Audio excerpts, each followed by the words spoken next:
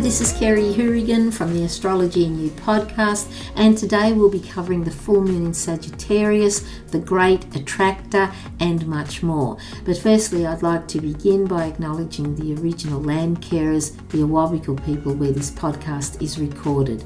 I give my deepest respect to elders past, present, and emerging. So just before we start, a reminder, you can get a free mini astrology report. That includes a very detailed birth chart from Astrology and You. I also created a video to show you how you can create a free birth chart with transits at astro.com, and both of these are extremely helpful with any astrology that you may be following. You can find the podcast on all the usual platforms, including Spotify as well as YouTube, and any links that I mention in the podcast will be in the show notes below. So 2023 continues as a year of intensity to keep us moving forward. We collectively and individually go through this, discarding what isn't working anymore, the old ways that have had their time and now must be released to move into new and innovative ways. Change is not easy for some people. In fact, it can be quite terrifying, but change is inevitable. We know change must happen. It can be slow and gradual, but if ignored, many forces come together and can result in something catastrophic. Sagittarius is linked to natural law and the natural cycles that are incorporated. Everything has its birth, rise and ending, and when the natural flow is resisted, it creates great tension by trying to keep things the same. We are seeing this on a global scale with the corruption, lies and deceits being disclosed with the rich and powerful, and it's all been almost on a daily basis. And this is linked to Sagittarius. Sagittarius relates to truth. We are inspired to go higher and further, to explore and discover what's there. Higher learning, truth, faith, philosophy, wisdom and meaning are all associated with the mutable fire sign of Sagittarius.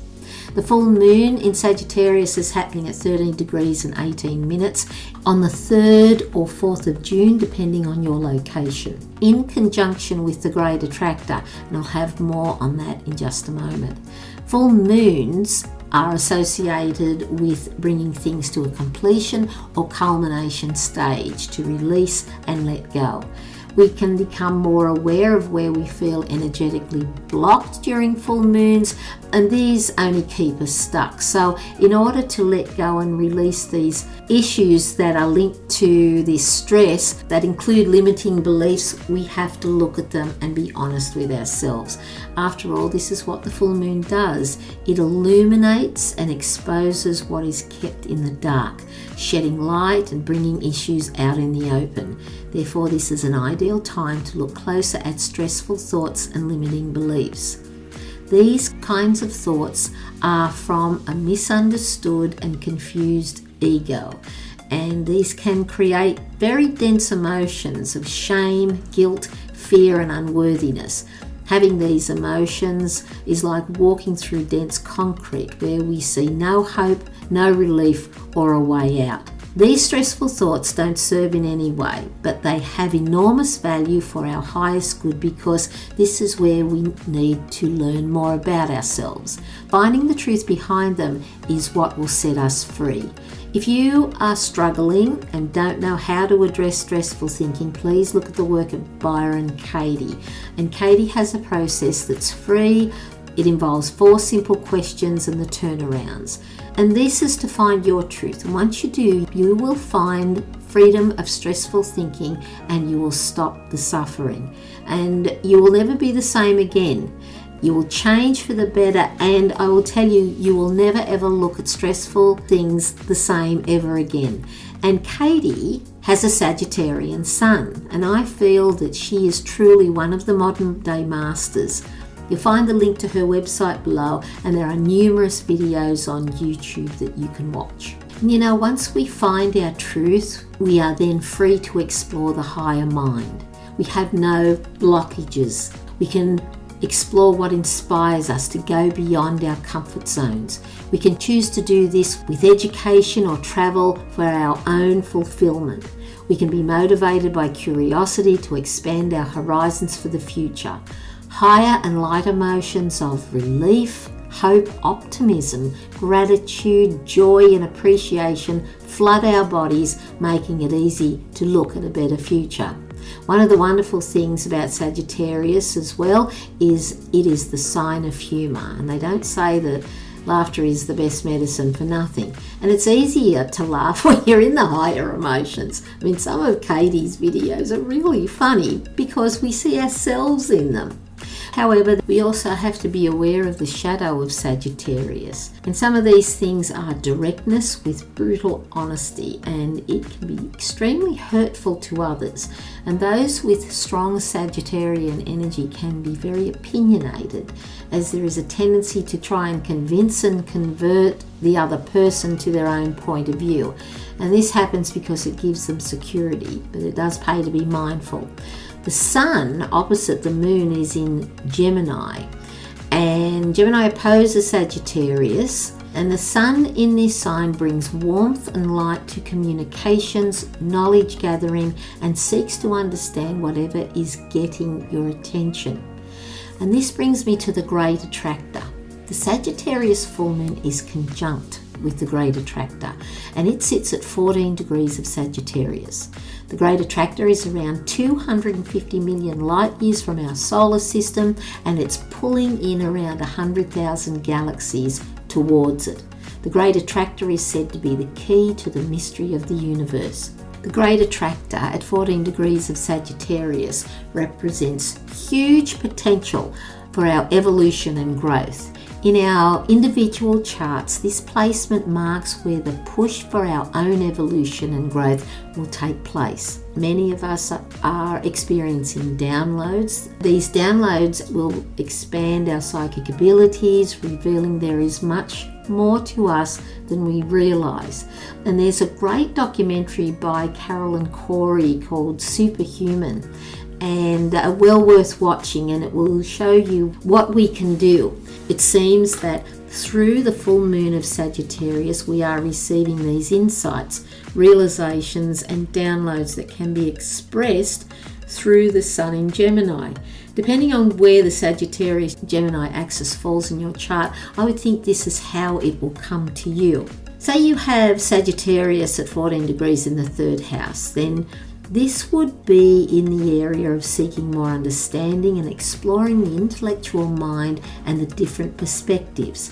There really is countless ways this can be interpreted. It's a fascinating topic to explore because we also have the galactic center, known as the sun of our sun, sitting at 27 degrees of Sagittarius. It's the central rotating point of our Milky Way galaxy. It is a very spiritual and evolutionary point of the zodiac, and it might be worthwhile seeing where that also falls in your individual chart. Further, the Sabian symbol of 14 degrees of Sagittarius is known as the Great Pyramid and the Sphinx, which I felt was extremely profound and applies to the position of the Great Attractor perfectly. So let me explain. An astrologer called Philip Sedgwick did a lot of research on the Great Attractor. In fact, he also did research on the Supergalactic Center and the Shapley Attractor. What he has said is that the Great Attractor has such an enormous gravitational pull that it actually bends light around it. And it bends the light so much that a glimpse behind can be taken. He goes on to explain it summons an energy to come hither, as he puts it, and once engaged, this pull exceeds anything known, and the attraction point has a seductive tone in a classical Sagittarian mode. Much like the pyramids, I thought they are mysterious and captivating, and he says the same about the Great Attractor. And as I've carried out this research, I believe that we are on the cusp of remembering who we are. To me, there is a knowing that there is something else. I can't see it, but it's just beyond the bend, just around the corner. It's a sense of something. He says it is an inescapable force, or so it seems, and a factor that emerges within the Great Attractor that captures us from the point of curiosity.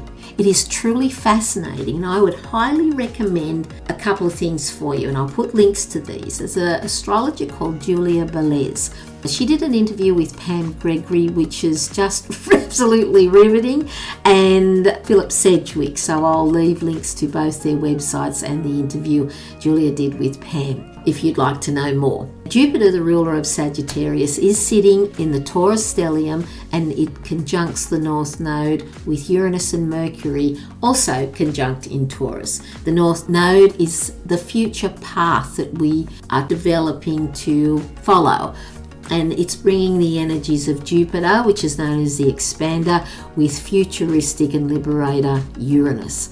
Taurus is associated with stability, survival, resources, and our physical and material world.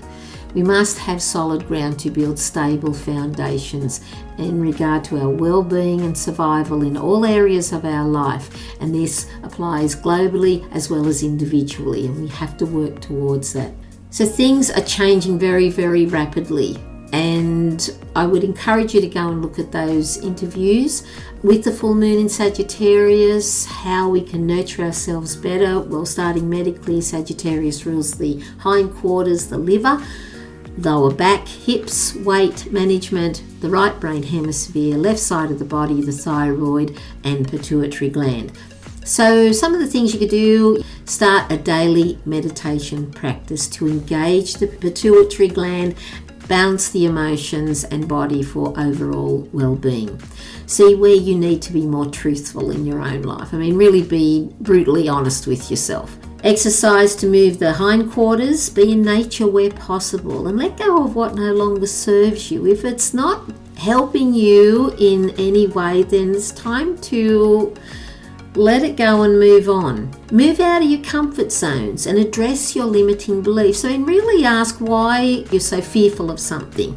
And Sagittarius also rules publishing and higher learning, so you may have inklings of perhaps taking on more study or maybe even writing a book. It really is about listening to your heart's intelligence, and this is where you find your truth and meaning. I mean, we connect through our hearts to every living thing, to each other, to the cosmos, and to Source. And if we're in the higher emotions of hope and gratitude, joy, relief, appreciation, even for the smallest thing, it really counts. And we can do this as much as we can, and just know all is well. We're on track, on time, perfectly. So really, that's all I have for you today. Thank you so much for listening, and thank you to all the new subscribers. I'm always thrilled to think we connect all over the world. It blows my mind, really. Enjoy the full moon in Sagittarius. Take good care of yourself. God bless. And I'll see you next time. Bye-bye.